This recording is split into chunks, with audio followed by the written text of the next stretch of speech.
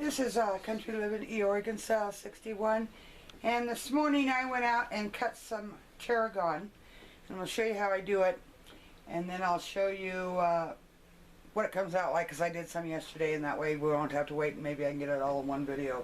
But anyway, this is not all of it. Right now I probably got a quarter of it cut, and I've got some in a bowl. In fact, I'll go get it. Hang on a minute and I'll be right back. Okay, this is what it looks like after it's dried, and then I've got to go back through and I'll go through that with you. I strip these stems with just the leaves, and then I store them. And you can use them in cooking, all kinds of things. You can make vinegars, you can make oils, you can make whatever you want out of them once it's been dried. Anyway, this is what I do on my fresh. My stems are too long. If I laid them on my dehydrator trays, now that one just barely fits, but which I can do that. But this one, see how it hangs over? It wouldn't fit. So what I do is I take it and I just cut it into pieces. Whatever I can fit onto my trays, what I put, oops, is what I put on there. This is pretty forgiving when it comes to drying it, so you can stack it not real deep, but you can overlay it real easy with no problem. I can only get 4 racks in my dehydrator because it is bushy, and so I can only put 4 trays in there at a time. But this is how I do it. And then I take it and I just stuff it into my dehydrators. Okay? So I am going to sit down here. I'm going to change things around a little bit, and I'll be right back.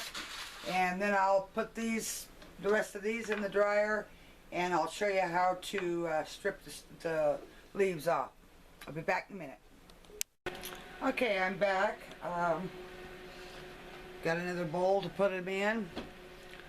What I do, it's simple. Of course, it kind of does go all over. I just take my stems. I don't know whether you can see that or not. Let me see. Hang on, let me back it up a little bit. Maybe I can set one the other way. Okay. I got some leaves that fell off. Okay. I just take them and I strip them like that. That's all there is to it. You want to dry your herbs until they are totally dry. Otherwise they will mold on you when you store them. No matter what your herb is. Today just happens to be, I've got these tarragon. I did a bunch yesterday, and I did some lemon balm, and I did different types of mints yesterday, and I did oregano yesterday, along with some tarragon. But that's how you do it, and then you just store it. You can store it in anything you want. You can put them in glass, you can put it in plastic, you can put them in Ziplocs. Just be sure to mark them, date them, and make sure they stay in the dry along with in the dark. They have to be in the dark, otherwise they will bleach out.